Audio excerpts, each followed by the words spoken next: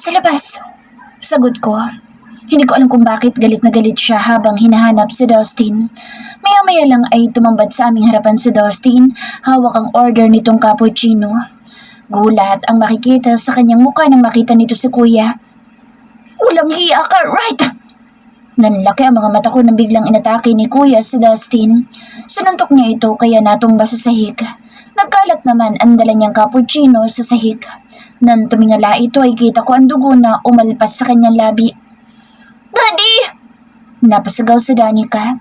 Sumugod muli si Kuya sa kanya kinuwelyuhan si Dustin na ngayon ay nakaupo pa sa sahig. Itinayo ni Kuya si Dustin at muli itong sinuntok. Sa pagkakataong ito hindi na napaupo sa sahig si Dustin. Nagawa kong gumalaw makalipas ng pagkabigla ko. Kagad ako lumapit sa kanila para awatin si Kuya. Kuya! Tama na! Sigaw ko ngunit hindi naman nakikinig sa akin si Kuya. Muli niyang kinuwelyuhan si Dustin. Humarap siya sa akin. Ang lalaking ito? Bakit mo pinagtatanggol ha, Irish? Kuya! Hindi ako nakasagot. Sabihin mo sa akin kung bakit mo pinagtatanggol ang lalaking ito. Muli na naman sanang susuntukin ni Kuya si Dustin ngunit kagad ako napasigaw. Kuya! Mahal ko siya! Pareho silang napatingin sa akin. Anong sabi mo? Paulit na tanong ni Kuya. Mahal ko siya, Kuya. Mahal ko na si Dustin. Wala akong nagawa kundi sabihin ang totoo. Nang sulyapan ko si Dustin, kita ang ngiti sa kanyang labi. Sarkastikong tumawa si Kuya. Mahal mo ang lalaking to? Turo niya sa pagmukha ni Dustin na ngayon ay patuloy ang pagtulo ng dugo mula sa labi nito na pumutok dahil sa ilang beses na natamaan ng kamao ni Kuya. Niloloko ka lang na lalaking to, Irish. Matagal niya na palang alam ko nasaan ka pero hindi niya sinabi sa akin. Huwag kang maniwala sa lalaking to. Pinaglalaroan ka lang niya. Hinarap niya sa Dustin. Nag-usap na tayo, di. Sinabihan na kita. Huwag ka magkakamali sa kapatid ko pero ano? Niloloko mo ang kapatid ko. Ginagawa mo yatang parusa ng kapatid ko. Hindi ko niloloko sa Irish. Mahal ko siya. Hanggang ngayon mahal na mahal ko pa rin ang kapatid mo. Confessed ni Dustin na nagpaawang sa aking labi. Punch me. Even if you kill me, I will not give or surrender Irish and Danica to you. Sigaw ni Dustin na nagpakunot sa noo ng kuya ko. Napansin ko rin ang pagkuyom ng kamao ni Kuya Harold. Bigla ako nataranta ng kaagad na lapitan ni Kuya si Dustin. Baliw kasi. Bakit ba kasi yun ang sinabi niya? Ginawa niya namang kontrabida yung kuya ko. Are you willing to die for my sister? Nang makalapit kay Dustin ay agad na tanong nito. Nanatili akong nanonood sa kanila. Hawak ko si Danica. Hindi na rin lumapit si Danica sa daddy niya dahil siguro sa nakita niya. Yes, I love your sister that much. I will fight for her even if I die. Napaawang ang labi ko nang marinig iyon mula sa mga labi ni Dustin. Nakagat ko ang aking lower lip. Sigurado ka? Seryosong tanong ni Kuya dito. 101% sure. Sagot ni Dustin. Dahil sa sinagot niya, kaagad na lumapit sa kanya si Kuya at ganoon na lang muli ang panlalaki ng mga mata ko na suntukin itong muli ni Kuya. Sa pagkakataong iyon, alam ko sobrang lakas. Alam ko ibinuhos ni Kuya ang kanyang lakas para suntukin ng malakas si Dustin. Hindi nga siya nabigo dahil alam kong nawala ng malay si Dustin. Dustin! Napasigaw ako nang humandusay ito sa sahig. Daddy! Sigaw rin ni Danica at kagad tumakbo para puntahan ang daddy niya. Maging ako ay napatakbo dahil alam kong nawalan talaga ng malay si Dustin. Hinaplos ko ang noo nito at dinama ang hininga nito. Nakahinga ako ng maluwag nang maramdamang humihinga pa naman nito. Ang ooy ko dahil iniisip kong mamamatay siya dahil lang sa suntok ni Kuya. Nakatulog lang yan. Mamaya may magigising din yan. Bago siya magising, wala na siyang masisilayan dito dahil sasama kayo ni Danica sa akin. Ngayon mag-impake ka na dahil aalis na tayo. Maotoridad na utos ni Kuya sa akin. Pero Kuya, hindi ko pwedeng iwan si Dustin ng walang malay. Baka akong Irish. No. Maotoridad na utos ni Kuya sa akin. Kagad naman akong natakot dahil sa dumagundong na boses niya. Napatayo ako ng tuwid. Napalunok ako, saka ako muling sinulyapan si Dustin. Wala naman sigurong mangyayari sa kanyang masama. Nakatulog lang naman siguro siya. Ayokong galitin si kuya dahil baka kalad ka rin pa ako nitong palabas ng floating cottage. Sasama na kami sa'yo. Wala akong nagawa kundi sundin na lang ito. Hinawakan ko si Danica para isama sa kwarto para makapagbihis. Paano si Daddy? Umiiyak na tanong ni Danica sa akin. Don't worry about your dad, Danny. Malakas ang daddy mo. Hahanapin niya tayo. Kaya huwag ka mag-alala. Pagpapakalma ko sa anak kong panay tulo ang mga luha. Nakatulog sa kaiiyak si Danica pagdating namin sa bahay ni Kuya Harold. Kinuha niya mula sa akin si Danica at inakyat sa itaas sa dati kong kwarto. Simula ngayon, ayoko nang makikipagkita ka pa kay Dustin. Wala akong pakialam kung may anak kayo. Kaya nating buhayin si Danica without his help. Kaagad na harap sa akin ni Kuya. Para siyang tatay ko na pinagsasabihan ako. Kung noon pinagdarasal kong makita siya, ngayon nag-iba na ang tingin ko sa kanya. Masyado na siyang straight pagdating sa akin. Ano nangyari sa'yo, Kuya? Hindi ka naman ganyan dati. Huwag mo na akong tanungin, Irish. May kasalanan si Dustin kaya dapat siya naman na magdusa. Matagal niyang inilihim sa akin, nasa poder ka niya. How about your daughter? Where is she? Naalala ko ang pamangkin ko. Malaki na siguro siya ngayon. Huwag na natin siyang pag-usapan. Nasa mami niya at ayaw niya rin ibigay sa akin. Halos magkapareho kayo mga babae. Matitigas ang ulo. Napaawang ang labi ko na talikuran niya ako. Ano nga kaya nangyari sa kanila ni ate? Iniwan niya ako sa kwarto na puno ng katanungan. Napupo ako sa malambot na kama. Hinanap ko ang phone ko sa bag ko ngunit wala. Nasaan ang phone ko? Sunundan ko kaagad si Kuya para itanong sa kanya kung kinuha niya ang phone ko. From now on, you can't use the phone. I know you're just going to call Dustin. I hate that asshole, even though he's my friend. Kuya naman, malaki na ako. Matanda na ako para pagbawalan mo pa. May sarili na nga akong anak ko. Magkakapamilya na ako. Ngayon mo pa ako ilalayo kay Dustin ngayong mahal ko na siya. Inis na sagot ko sa kanya. Enough, Irish. Sundin mo lang ang utos ko sa'yo. Hindi ko siya gusto para sa'yo. Kung noon gustong gusto ko siya na maging asawa mo pero noon yun. Hindi na ngayon. Pagkatapos ng ginawa niya, halos tinanador niya na rin ako dahil sa ginawa niya. Now, go back to your room and sleep. Third person's POV. Nakangiti sa kawalan si Dustin habang ginagamot ni Manang Isay ang sugat niya sa kanyang labi. Nasa isip niya pa rin kung paanong sabitin ni Irish na mahal siya nito. Bakit po kayo nakangiti, senyorito? Mukhang masaya po kayo na nasunto kayo ng kuya ni Ma'am Irish. Nakangiting tanong sa kanya ni Manang Isay. Kung hindi niya ako sinuntok, hindi ko malalamang mahal niya ako. Si Ma'am Irish, senyorito? Hindi niyo pa ba nasabi sa'yo na mahal ka niya? Napailing sa Dustin. Halata naman sa mga kilos niya na mahal ka niya, senyorito. Paano kayo nagkaroon ng magiging pangalawang baby kung walang love na namamagitan sa inyo habang Hindi tinuloy ni Manang Isay ang gustong sabihin. Kagat-labi pa rin napapangiti si Dustin. Paano niyong babawiin si Ma'am Irish, senyorito? Mababawi ko rin sila. Huwag ka mag-alala, Manang Isay. Ngayon pa ba ako susuko? Ngayong alam kong mahal niya ako? Nakangiting tingala ni Dustin dito. Aray! Napagawi si Dustin na biglang lakasan ni Manang Isay sa pagdampi ng bulak ang sugat nito. Nasasaktan ka na agad? Dampi lang ng gamot yan. Paano pa kaya kung makaharap mo na ulit ang kaibigan mo si Harold na galit sa'yo? Mawawala din ang galit niya sa akin, Manang. Kilala ko ang lalaking yun. Hindi yun nagtatanim ng sama ng loob. Pagkatapos na magamot ang sugat ni Dustin ay tinawagan niya kaagad ang kilalang flower shop. Kailangan niya ligawan sa Irish para makita ni Harold kung gaano niya kamahal ang kapatid nito. So, what is your plan now? Nasa poder na ni Harold ang kapatid niya na mahal mo naman. Ano pa nga ba? Susuyuin ko sa Irish. Pupuntahan ko siya mamaya sa bahay ni Harold. Tumawa si Miggy. Hindi na kita matutulungan dyan. Kanya-kanya muna tayo sa ngayon. May problema din ako. Pinapauwi ako ni Ma'am sa bahay. May sasabihin daw siya sa akin. Tumatanda ka na raw. Alam ko na kung ano sasabihin ni tita sa'yo. Pagbibiro niya, kaagad na kumunot ang noon ni Miggy. Magkasintanda lang tayo, asshole. Mas matanda ka yata sa akin. Sinamaan kaagad siya ng tingin ni Miggy. Wala dito yung mas matanda sa atin.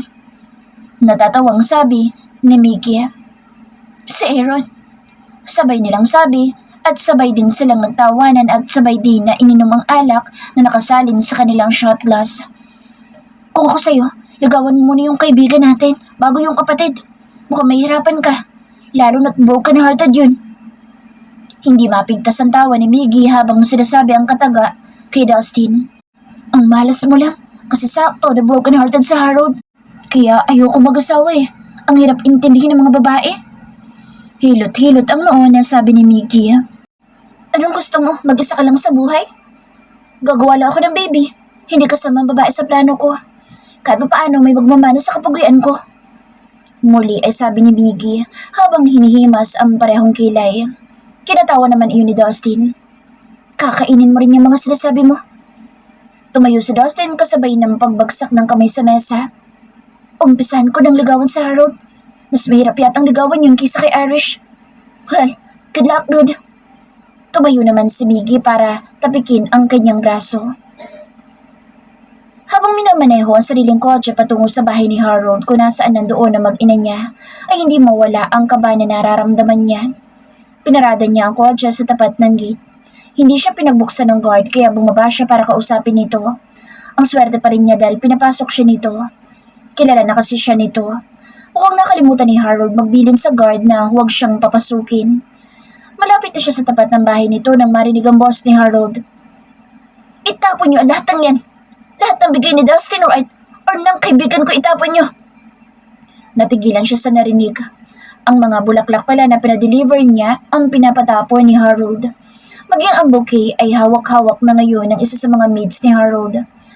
Naibaling sa kanyang paningin ni Harold. Ah, you're here. How did you get in? I forgot to tell that guard that you cannot be allowed in. Harold walked closer to him. Gusto ko makita mag-ina ko kaya ako nandito. Tumawa ng pagak si Harold. Nung gustong-gusto ko makita sa Irish, sinabi mo ba sa akin? Harold, parang hindi naman tayo magkaibigan. Hindi na ngayon, right? Kapatid ko ang pinaglalaruan mo. Pinagsabihan na kita pero hindi ka nakinig. Hindi ko pinaglaruan sa Irish. Mahal ko ang kapatid mo. Alam mo yan noon pa man. Umalis ka na bago pa kita ipahabol sa aso. Kailan ka pa natutong mag-alaga ng aso? Natatawang tanong ni Dustin. Hindi ka ba naniniwala? Nilingon ni Harold ang isa nitong maid. Mana, pakilabas sa Jaguar. Sigaw na utos ni Harold. Kagad namang naalarma si Dustin. Ilang minuto pa'y hawak-hawak na ng isang medyo may katandaang babae ang tali ng isang malaking aso. Nanlaki ang mga mata ni Dustin. Talaga bang gagawin mo sa akin yan? Palalapa mo ako dyan sa aso mo? Why not, right? Manang, pakawalan mo si Jaguar. Muli ay sigaw ni Harold kaya nang simulang bitawan nito ang tali ng napakalaking aso ay nagsimula din siyang tumakbo. Hindi nga siya nagkakamaling tumakbo dahil hinabol siya nito at muntik pa siyang maabutan at makagat. Kung naabutan siya nito baka gutay-gutay niya siya sa kagat na matatamo niya sa laki ng asong iyon. Mabuti na lang nakalabas siya kaagad sa malaking gate. Dammit! Langyang aso! Inis na binuksan niya ang kanyang kotse ngunit wala yata sa isip niya sumuko hanggat hindi niya nakikita si Irish at si Danica. Ilang ulit niyang tinawagan sa Irish ngunit hindi ito sumasagot. Irish, dammit! Sumilip ka naman sa window glass. Nandito ako sa labas. Parang tanga na pabulong-bulong niya habang paulit-ulit na pinaglalaruan ang kanyang phone sa kamay niya. Irish, POV. Ano yung ingay sa labas? Nasa living area ako at nanonood ng TV. Nasa kwarto naman si Danica, natutulog pa. Pinatay ko ang TV at tinahak ang pintuan para lumabas. Nasilayan ko si kuya at ang malaki niyang alagang aso, hawak-hawak niya na ang tali nito. Kuya, anong ingay ang narinig ko? Tanong ko dito pero lumalayo ako sa kanya dahil takot ako sa aso niya. Pero ang sabi niya hindi naman daw ito nangangagat, nananakot o nangahabol lang. Si Jaguar lang yung narinig mo. Nakawala siya sa kanyang kulungan. Ganun ba? Pumasok ka na sa loob. Nag-iba siya ng direksyon para ikulong muli si Jaguar. Hindi ko tuloy naiwasan na mapusulyap sa labas ng gate. Naagaw ng pansin ko ang kotse ng pamilyar sa akin.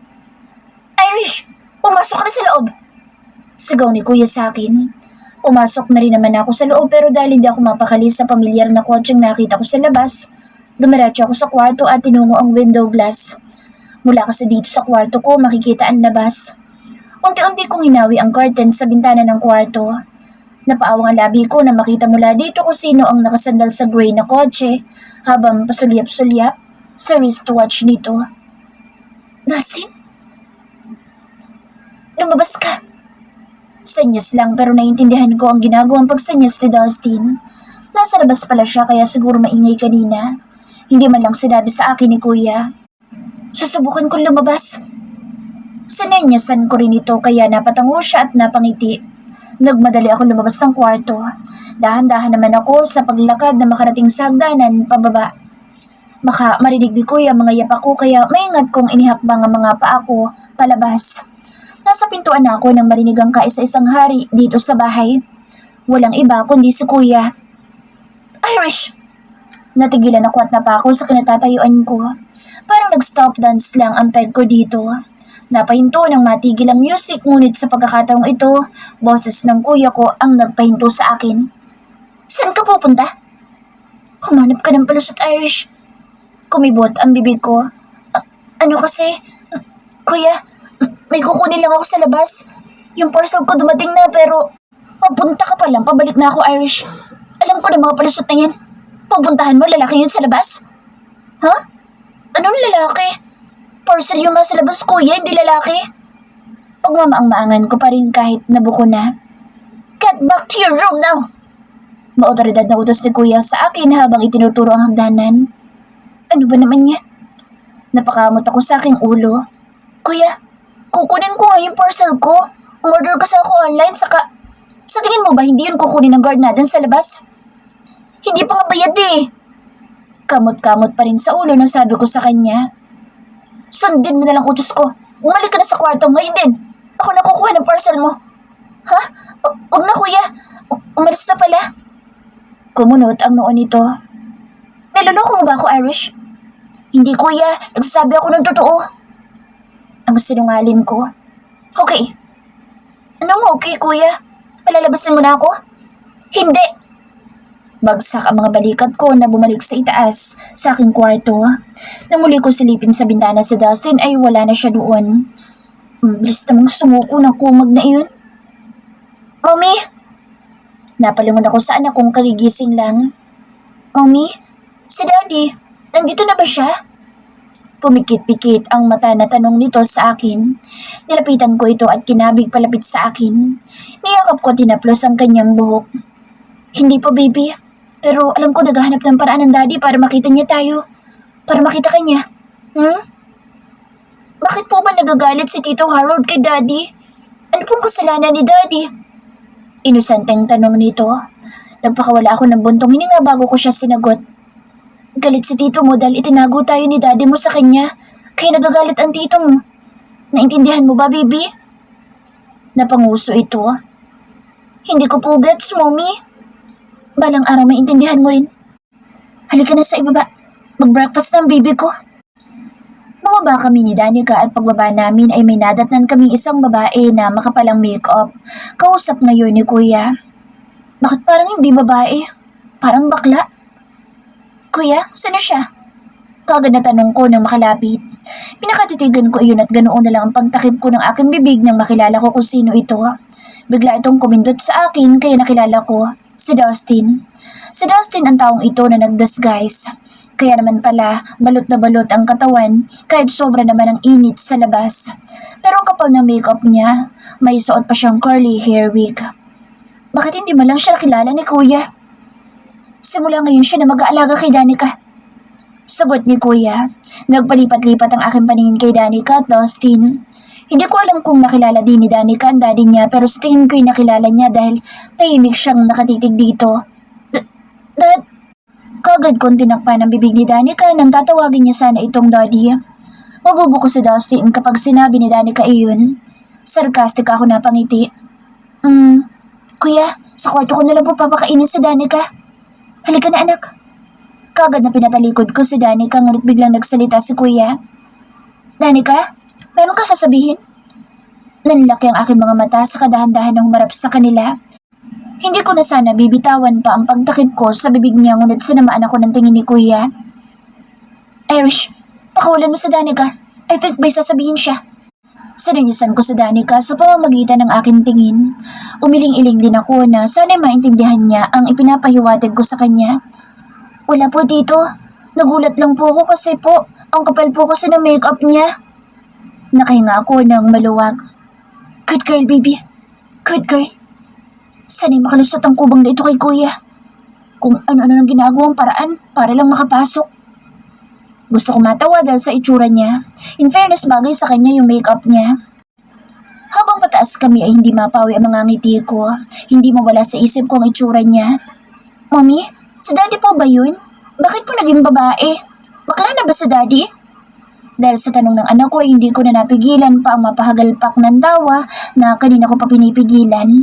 Nang makabawi sa pagtaway na pailing ako. Alam mo ba kung bakit ganun si daddy mo? Para makapasok siya dito. Kaya huwag mo sasabihin iyon kay Tito Harold, Secret lang natin iyon. Okay po, Mommy. Nakipag-high five pa ito sa akin dahil kaagad namang naintindihan ang sinabi ko sa kanya. Very good, baby girl. Good girl. Pagdating namin sa kwarto ay may kumatok naman kaagad sa pintuan. Umuksan ko lang yung pinto, baby. Kaagad kong tinahak ang pintuan para buksan iyon, ngunit bigla na lamang ako ng pagbukas ko ay bigla na lang ako niyakap ng kung sinong tao na nasa harapan ko. Dustin?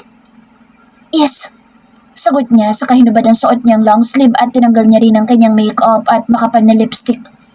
Shit, ang init pala nito sa katawan. Reklamo niya. Halos maghubad na nga siya ng lahat sa harapan ko. Buti itinarapan niya yung boxer niya. Bumaba ang aking paningin at hindi ko alam kung bakit napatitig ako roon.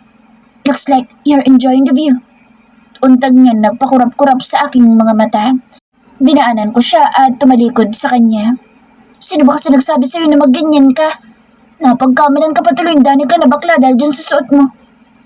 Kung hindi ko gagawin ito, sa tingin mo kaya makakapasok ako dito? Hindi ko kayo makikita ni Danica. Kasalanan mo rin kasi. Bakit ba kasi inilihim mo kay kuya? Because I don't want to lose you. If I had told him that, do you think you can learn to love me? Natigilan ako sa sinabi niya. Alam niya nang mahal ko siya dahil nasabi ko noong suntukin siya ni kuya. At least ngayon, alam kong mahal mo ko. Kung pwede lang magpasuntok ulit ako sa kuya mo para lang marinig ko ulit na mahal mo ko mula dyan sa bibig mo, gagawin ko. Baliw ka ba? Baliw na baliw sa'yo. Lakad, magpasuntok ka ulit. Utos ko sa kanya. Sure, why not? Basta maririnig ko yung I love you mo mula sa labi mo. Che, nagbabaliw ka na naman. Daddy? Pareho kami napalingon kay Danica. Tumakbo ka agad dito palapit sa daddy niya. Oh my baby. Kaagad naman na binuhat ito ni Dustin sa kahinalik-halikan ng pisngi. I miss you, Daddy. I miss you too, baby. Bakit wala kayong damit? Puna ni Danica sa kasunuyod ng tingin ng daddy niya. Palihim ako napangiti. Nainitan si daddy sa suot niya. Mahaba kasi. Sagot naman ni Dustin. Bakit kasi yun ang suot mo? Nakangusong sabi naman ni Danny. Para makapasok ang daddy. Alam mo namang hindi pwede si daddy rito. Pinagbabawalan ng tito. Kaya ngayon palagi mo na ako makakasama. Yay! Sobrang saya naman ni Danica. Maya-maya lang ay may kumatok na naman sa pintuan kaya kaagad kaming naalarma. Pareho kami napatingin sa pintuan. Ibinaba ni Dustin sa Danica. Wait baby, I need to wear a disguise. Kaagad na pinulot ni Dustin ang kanyang mga hinubad na damit. Sa CR? Kaagad na tanong niya. Kaagad ko rin namang itinuro sa kanya. Tinakbo nito ang banyo para siguro magbihis. Pinagbuksan ko ang pintuan at nabungaran ko si Manang Dolly, ang kasama sa bahay ni Kuya. Ma'am Irish, pinabababa na po kayo ng kuya mo. May bisita po kayo. Sabi nito sa akin. Bisita? Sinong bisita? Hindi ko po kilala, ma'am, pero mukhang close sila ng kuya mo. Ha? Napanatiling nakaawang lang ang bibig ko nang umalis ito sa aking harapan. Hinarap ko si Danica, saka ako nagpaalam sa kanya na kailangan kong bumaba. Nagpaiwan naman ito dahil kasama naman niya ang daddy niya. Bakit ba ako kinakabahan? Nasa hagdanan pa lang ako pero sobrang lakas na ng kabog ng dibdib ko. Sino kayang bisita na sinasabi ni Manang Dolly? Nasa living area na ako at unang-una ko nakita si Kuya Harold. Nakaupo, nakaharap sa kinaroroonan ko at kausap nito ang isang lalaking likod lang ang aking nakikita. She's here. Rinig kong sabi ni Kuya. Kaagad na tumayo ang lalaking kausap niya at saka humarap sa akin. Sino naman to? Nang makalapit sa kanila ay malapad na ngumiti sa akin ang lalaki. Mistiso ito at matangkad. Hi, magalang niyang bati sa akin. Napanatiling nakatitig lang ako sa kanya. Anong ibig sabihin nito? Paano ko naman naging bisita lalaking to? Hindi ko nga kilala ito eh. Irish, si Rick. Pakilala ni Kuya sa lalaking ito. Sister Irish. Muli ay dagdag ni Kuya. Sa pagkakataong ito, ako naman ang ipinakilala. Anong meron, Kuya? Bakit pinababa mo ako? Binalawala ko ang pagpapakilala niya sa lalaking bisita niya. Hindi naman ako interesado. Gusto ko lang sabihin sa iyo na si Rick ang gusto ko para sa iyo. Si Rick ang pakakasalan mo. What? Nakaplano na pala ang kasal ko at si Kuya pa ang nagpaplano nito.